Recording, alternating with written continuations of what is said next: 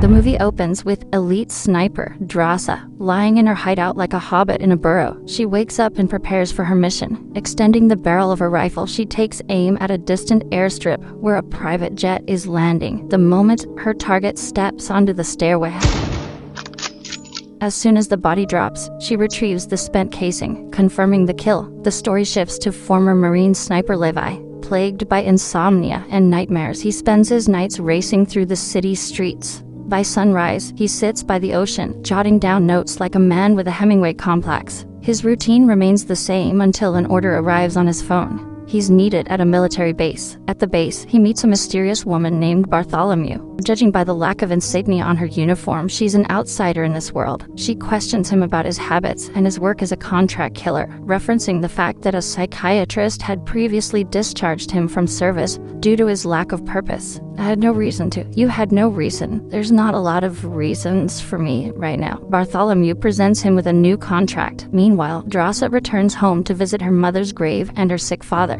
Hey, She shares details of her latest mission and hands him the empty bullet casing. Her father keeps these as trophies in a special bag, a silent record of her kills. She confesses that a security camera caught her in action, and now her superiors in Moscow are ordering her to lay low for a year in a special assignment. But there's a problem. Her father is terminally ill. He won't survive another year. And if he does, he plans to play Russian roulette on Valentine's Day to be faster than illness. By September, Levi wakes up from anesthesia inside a helicopter. A female pilot confirms his identity, collects his belongings, and gives him his next instructions. He'll need to trek 38 kilometers to the designated location. With a parachute strapped on, Levi follows orders, jumps, and makes his way across a rugged, picturesque landscape until he reaches a deep canyon blanketed in fog. Waiting for him at the edge is JD, the man he's here to replace. JD briefs him on the setup. On the western and eastern sides of the canyon, there are 2 autonomous observation posts, each powered by generators and solar panels supplied by different European factions. Each outpost is manned by a single person. Contact between the observers is strictly forbidden.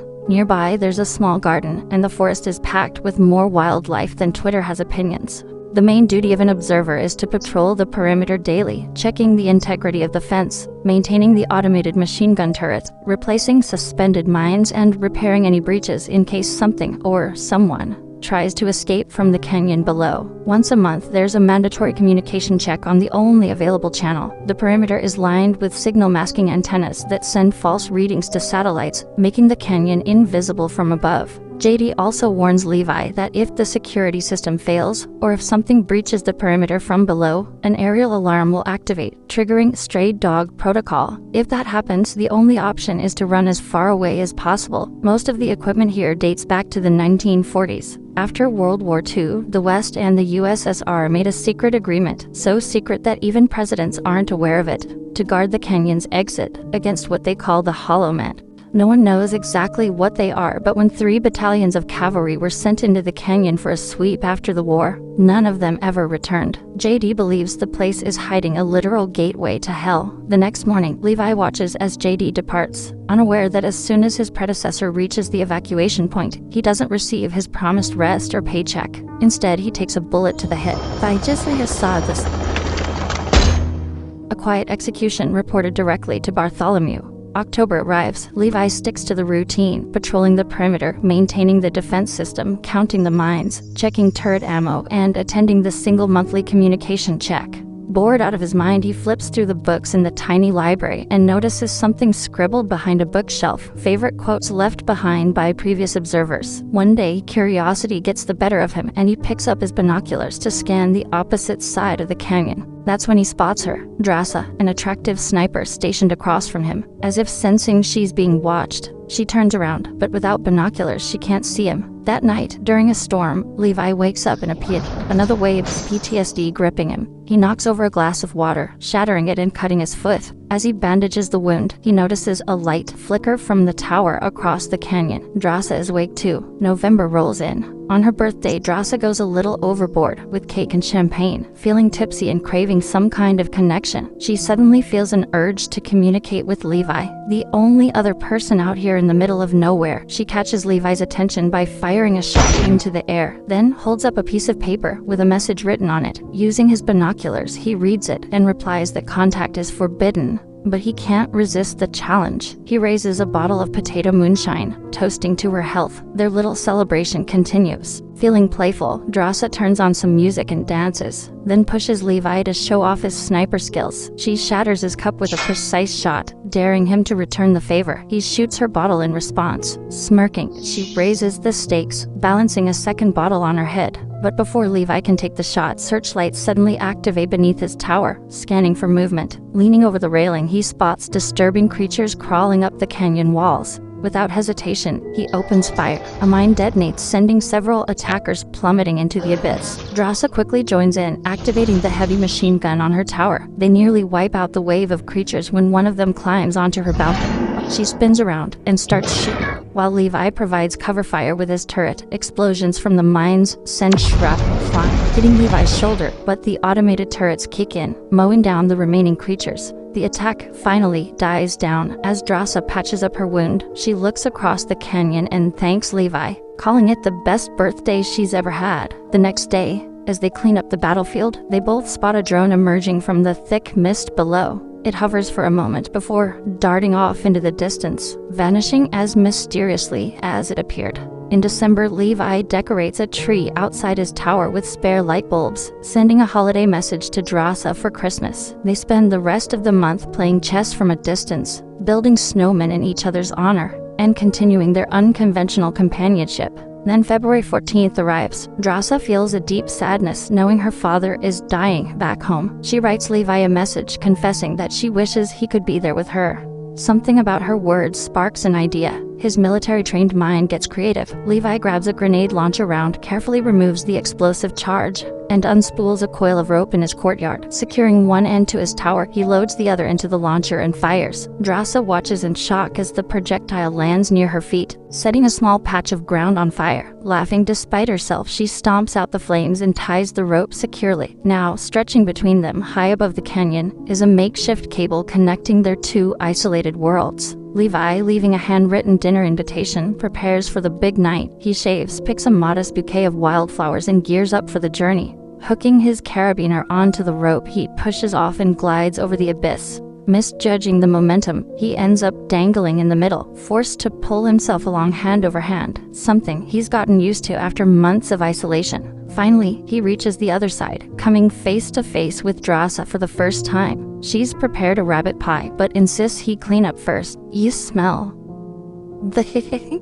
Handing him clothes left behind by past watchmen. Once freshened up, they share a meal, talking about their fathers, their work, and the past that led them here. The evening flows into dancing, which seamlessly turns into something more intimate.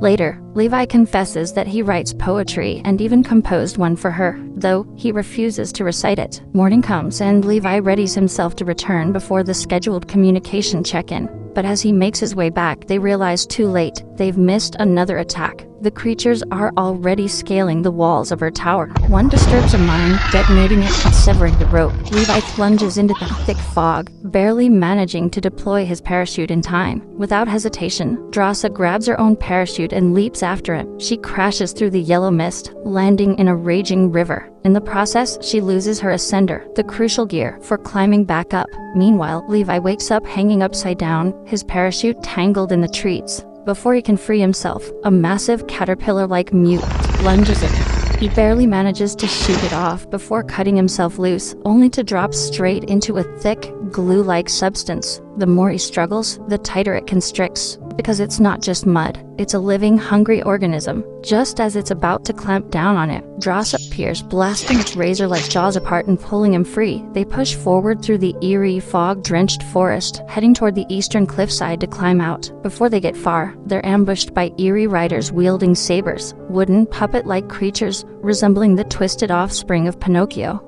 Fortunately, bullets work just fine on them. Mid-fight, Drasa realizes she's lost her ascender. Without it, scaling the 500-meter rock wall is impossible. Their only option now is to find another way out. Examining the fallen attackers, Levi makes a grim realization. They were once human. Soldiers from the missing battalions, trapped here for nearly 80 years. They continue through the cursed forest where gnarled trees resemble frozen, tormented skeletons.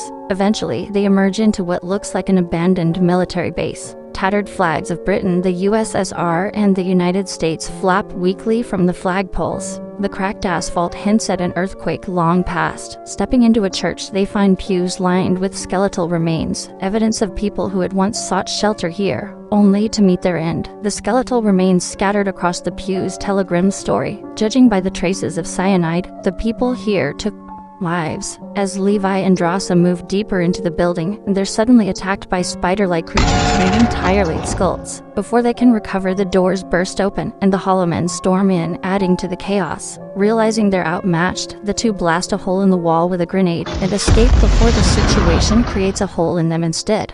Sprinting toward the cliffside, they spot a reinforced bunker door hidden beneath the overgrowth. Inside, they find an abandoned research facility, covered in vines and decades of dust. The place looks ancient, with faded photos of the 1945 Yalta Conference hinting at its origins. Levi finds a reel of film, while Drasa locates a propane-powered generator. Once powered up, the old projector flickers to life, revealing a recorded message from a long-gone scientist. She explains that in 1946, after the invention of the atomic bomb, the West and the Soviet Union built this secret base to develop a biochemical weapon of equal devastation. However, a sudden earthquake led to a catastrophic leak, contaminating everyone in the valley. The inhabitants fused with plant life, becoming carriers of a deadly biological plague. The scientist notes that while exposure to the gas isn't immediately fatal, prolonged contact will alter a person's DNA permanently. Levi then notices something unusual. Amid the outdated tech, there's modern equipment from a private corporation called Dark Lake, suggesting the site was recently reactivated for study. He pieces together the meaning of Protocol Stray Dog. If security is compromised, an automated sequence will trigger a nuclear warhead, wiping out everything in a 4-kilometer radius. Time is running out, and the two prepare to leave before the contamination worsens. But as they step outside, they realize the mutants aren't as mindless as they seemed. Drasa's bag of ammo is left lying in the open, a clear trap. When she tries to grab it, a noose tightens around her leg. A skeletal rider yanks her into the mist. Levi fires at the rope, but the momentum carries Drasa into a gnarled root, knocking her unconscious. Without hesitation, he chases after her, tracking her captors to a massive missile silo, belching toxic red smoke. Inside, Drasa wakes up, tied up in the lair of the rider, not a copper construct, but something more like rotting oak. Wasting no time, she kicks him off balance and struggles free. A brutal fight erupts, but no matter how hard she fights, the mutant only seems to enjoy it. Just when things turn grim, Levi arrives, putting a bullet in the creature's skull. Escaping the silo, they come across a massive, earthquake-damaged missile, one of the very weapons that caused the valley's contamination. They navigate through a grotesque, flesh-covered landscape, stepping carefully to avoid disturbing the pulsating mass beneath them. But Drasa missteps, her foot sinking into the tangled mess of organic webbing. She thrashes, getting stuck as the grotesque hive stirs to life. Levi slashes at the tendrils with his saber, but this triggers a aggressive response. Thinking fast, Drasa fires a grenade into the writhing nest, igniting the entire mass in a burst of flames. As the mutant horror burns, the two take off before anything else awakens. On the surface, they find an old garage filled with ancient military vehicles. Levi quickly forms a plan. If they can power up a jeep and use its winch, they can climb the cliff without the missing ascender, racing toward the eastern wall. As Levi secures the cable, Drasa fends off approaching monsters with her rifle before jumping into the driver's seat and slamming the gas. The jeep begins crawling up the vertical rock face, defying physics like a Skyrim horse. But the hollow men aren't giving up. They climb after them, scaling the cliff and rope with unsettling speed. Locking the gas pedal down with a crate, Levi and Drasa fight them off, knocking their gnarled bodies into the abyss. Levi nearly slips but manages to cling to the ledge, his gun punching a hole in the fuel canister below. Gasoline rains down on the creatures, and he ignites them with a flare. Flames consume the mutants, but the jeep doesn't escape unscathed. The fire spreads, forcing the duo to cut the winch and climb the last stretch on their own. At the top, Levi patches up Drasa's wounds, and they finally have the conversation they've been